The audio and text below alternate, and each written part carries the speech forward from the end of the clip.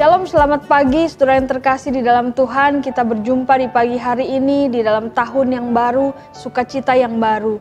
Mari kita merenungkan satu bagian firman Tuhan dari 2 Korintus pasal yang keempat ayat yang ke-16. Demikian bunyinya. Sebab itu kami tidak tawar hati, tetapi meskipun manusia lahiriah kami semakin merosot, namun manusia batiniah kami dibaharui dari sehari ke sehari.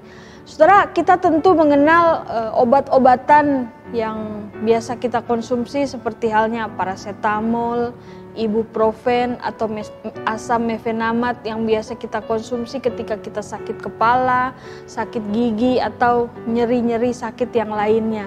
Saudara, obat-obatan ini dikenal sebagai painkiller. Ya, secara manusia seringkali ketika kita merasakan sakit, kita ingin cepat-cepat mencari yang namanya painkiller supaya rasa sakit kita itu mereda, supaya rasa sakit kita yang kita rasakan itu tidak terlalu sakit untuk kita rasakan. Saudara, kalau boleh jujur, di dalam kehidupan kita juga seringkali ketika beban pergumulan, ketika masalah hidup datang ke dalam hidup kita, kita pingin mencari yang namanya painkiller untuk meredakan segera pergumulan yang kita alami, untuk meredakan segera sakit yang kita alami di dalam kehidupan kita. Saudara, seperti halnya penderitaan pergumulan yang seringkali membuat kehidupan orang-orang Kristen, anak-anak Tuhan itu menjadi goyah imannya. Dan seringkali kita pingin cepat-cepat cari painkiller supaya pergumulan yang kita hadapi itu bisa cepat-cepat lari dari hidup kita. Saudara, tetapi di dalam pergumulan yang kita alami, kita melihat kenapa ada begitu banyak orang-orang yang sekalipun hidup di tengah penderitaan, dia tidak menjadi tawar hati, dia tidak langsung cepat-cepat mencari painkiller supaya pergumulan itu selesai dari hidupnya. Setelah kita lihat Rasul Paulus, apa yang membuat Rasul Paulus bisa tetap tegar di tengah pergumulan, bisa tetap menjadi orang yang tidak tawar hati, tidak kecut hati sekalipun rasa sakit karena pergumulan yang dia alami begitu berat. Saudara, karena Paulus memandang bahwa penderitaan itu, pergumulan itu adalah sarana untuk mematangkan atau memperkuat imannya. Saudara, Paulus mengatakan bahwa dia tidak tawar hati di dalam menjalani kesulitan hidupnya.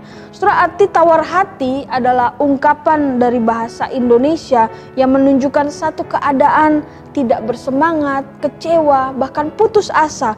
Sikap tawar hati adalah satu sikap apatis, yaitu tidak ada motivasi, tidak ada antusias lagi untuk menjalani kehidupan.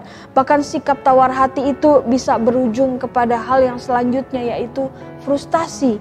Nah saudara, tetapi di dalam bagian yang tadi kita baca, Paulus mengatakan walaupun di dalam pergumulan berat, dia tidak tawar hati. Apa alasan Paulus dia tidak tawar hati di tengah pergumulan yang dia alami?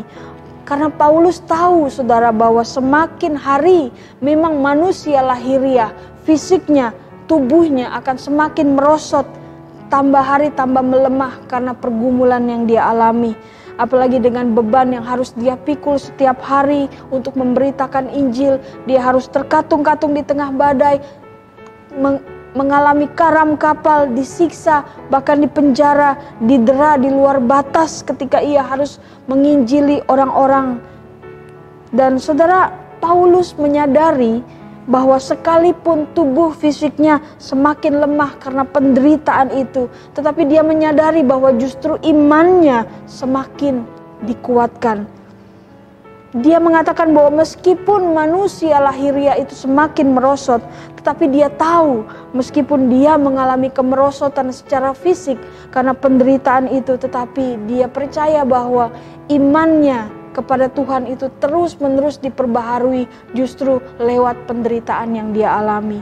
Saudara, arti kata dibaharui di situ adalah dalam bahasa Yunani anakaino, yang artinya sesuatu yang berguna untuk membuat seseorang semakin hari semakin kuat dan semakin menjadi dewasa. Seorang penulis bernama William Barclay mengatakan bahwa dalam menjalani kehidupan kita sebagai orang Kristen, kita tahu bahwa kekuatan lahiriah, tubuh fisik seseorang itu akan menurun. Tetapi di dalam menjalani kehidupan harus diyakini pula bahwa semakin tubuh fisik itu menurun, tetapi manusia batiniah itu sesungguhnya semakin meningkat sekalipun karena penderitaan itu. Saudara, penderitaan, pergumulan yang mengakibatkan tubuh fisik kita semakin lama semakin menurun, tetapi sesungguhnya pergumulan yang kita alami itu harusnya menguatkan otot-otot jiwa kita. Saudara, tanpa pergumulan, tanpa beban hidup, kita tidak akan pernah menjadi manusia yang dewasa. Justru melalui pergumulan hidup yang kita alami itulah kita menjadi naik level di hadapan Tuhan. Setingkat demi setingkat kita menjadi orang Kristen yang dewasa. Saudara, apa pergumulan yang kita alami di tahun-tahun yang sudah berlalu? Apakah kita hanya melewati begitu saja pergumulan dan beban hidup yang kita lalui? Atau pergumulan itu justru membuat kita menjadi orang-orang yang lebih dewasa, lebih kuat di dalam Tuhan?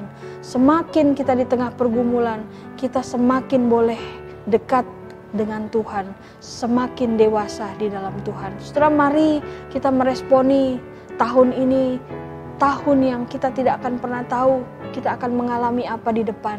Mungkin ada pergumulan berat, mungkin ada beban berat yang akan kita rasakan.